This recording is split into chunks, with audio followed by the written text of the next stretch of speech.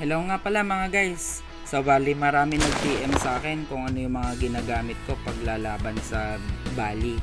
Ito nga pala yung loadout ko. So bali linisin muna natin to. Tapos hanapin natin. Ayan, papakita ko muna yung mga gamit ko.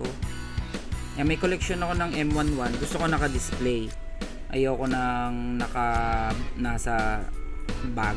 Gusto ko naka-display lahat. Collection ko yun ng M11. Pinatay ko lahat yun.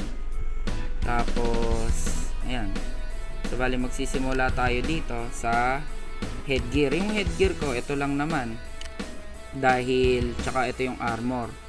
Ito yung isa sa pinakamura na malaki yung storage. So bali ayan, 12,000. So 12,000, meron na akong chest rig, meron na akong helmet, meron na din akong ano ba tawag dyan, meron na akong headset. Tapos ito MP9 para sa malapitan, mura lang yan.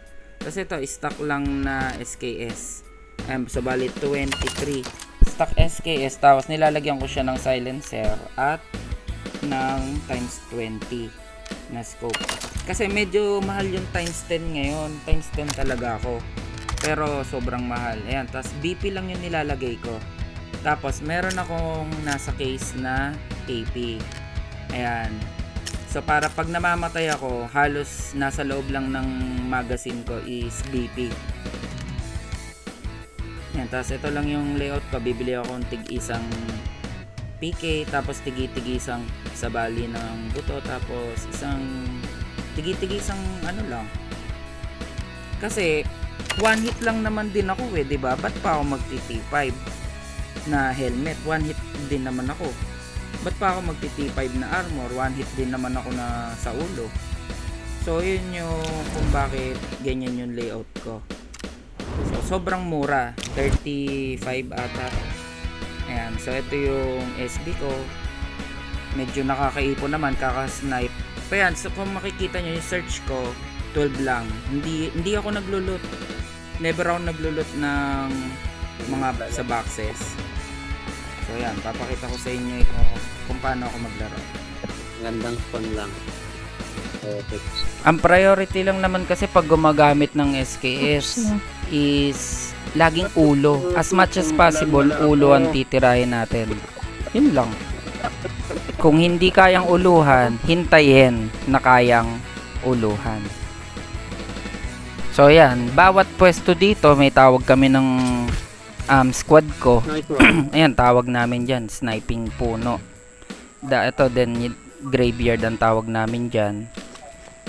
Ganun lang, lahat may tawag. Kaya isang call lang namin, alam na namin kung nasan yung kalaban. Then ito, swerte lang, may loot box dito.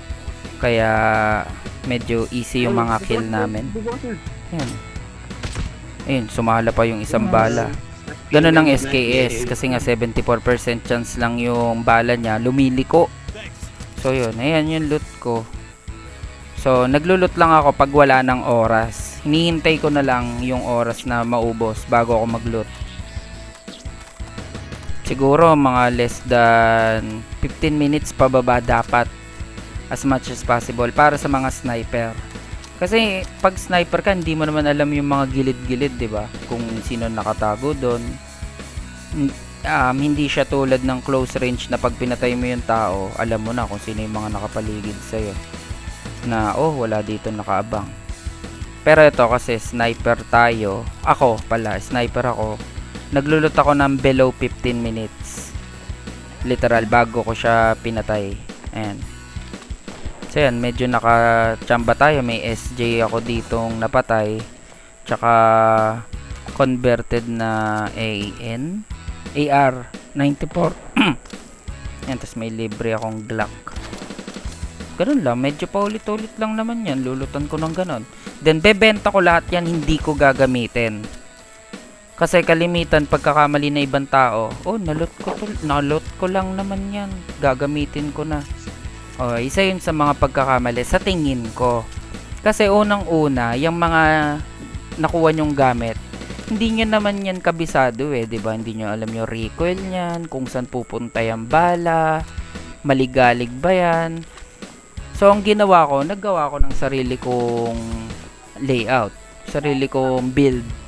Tapos, gumawa ako ng baril na sobrang mura. Naghanap ako nun. So, nahanap ko yung SKS. So, ganun lang ginagawa ko. Pupunta ako ng spot, rush yun. Hindi ko titignan kahit may kalaban dun sa likod ng spawn. Diretso na ako, tatakbo dun sa spot ko. Kayo din, pili din kayo ng spot nyo na gusto nyo. Tapos, kabisaduhin yung lugar. Yung mga sinasabi ng bot, kung ano ibig sabihin, intindihin nyo. May ibig sabihin ng bawat sinasabi ng bot. Then, rush ako nun. Pupunta ako ng spot ko. Hindi na ako mag-check ng mga loots sa paligid. Kasi, mas importante yung... Mas maganda yung papatayin mo na lang yung kalaban na nag-loot. Kesa uunahan ka nila sa posisyon. Ikaw, patakbo-takbo sa field, naglulot ka, di ba? Mas madaling maghanap na naglulot na tao kesa sa nagtatago. So, yun lang. Sana nagustuhan nyo yung konting preview ng mga ginagawa ko kung paano ako nakakaipon. Sa ulitin, abangan nyo yung next video ko. Salamat!